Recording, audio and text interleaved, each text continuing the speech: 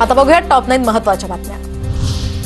मुंबईतील दादरमध्ये मनसेकडून बॅनरबाजी। महाराष्ट्राशी तब्बल 27 वर्ष झुंजणारा सम्राट इथेच संपला, तो इथेच औरंगजेबाला गाडला, बॅनरवर उल्लेख।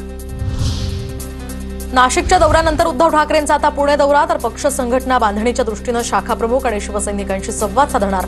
नाशिकच्या दौऱ्यानंतर उद्धव ठाकरे यांचं पुणे दौऱ्याचं नियोजन। स्मार्ट मीटरसाठी आता 3 महिन्यात वेळापत्रक, तर राज्य वीज नियामक आयोगाचे आदेश। राज्य सरकारने दिलेल्या मुदतीमध्ये प्रीपेड मीटर बसवले नाहीत तर केंद्राच्या अर्थसहाय्याला मुकावं लागणार। लातूर मनपा आयुक्तांनी स्वतःवर गोळी झाडल्याचं प्रकरण, तर मनोहरे यांना उपचारासाठी मुंबईतील रुग्णालयात नेण्याची शक्यता। मनोहरे यांच्यावर सध्या लातूरमधल्या खासगी रुग्णालयात उपचार।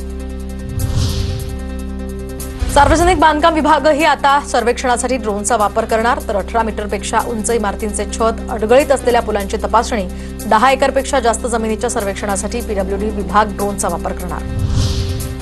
ग्रामीण भागामध्ये रोजगार देण्यात महाराष्ट्र देशात अव्वल, 5 वर्षातील ग्रामीण रोजगार योजनेमध्ये 2.5 पटांची वाढ। मुंबईमध्ये 31 मे नंतर कॉन्क्रीट रस्ता अपूर्ण अवस्थेत आढळल्यास कंत्राटदारावर कारवाई, पालिका आयुक्त भूषण गगराणी यांचा इशारा। मध्य रेल्वेची शूटिंगच्या भाड्यातनं आता 40 लाख रुपयांची कमाई। सीएसएमटी आणि आपटा ही निर्मात्यांची सर्वात आवडती रेल्वे स्थानकं। नाशिक प्रशासन घेणार अपात्र शिधापत्रिकांचा शोध, तर 1 लाखांपेक्षा जास्त उत्पन्न असलेल्यांच्या शिधापत्रिका रद्द होणार।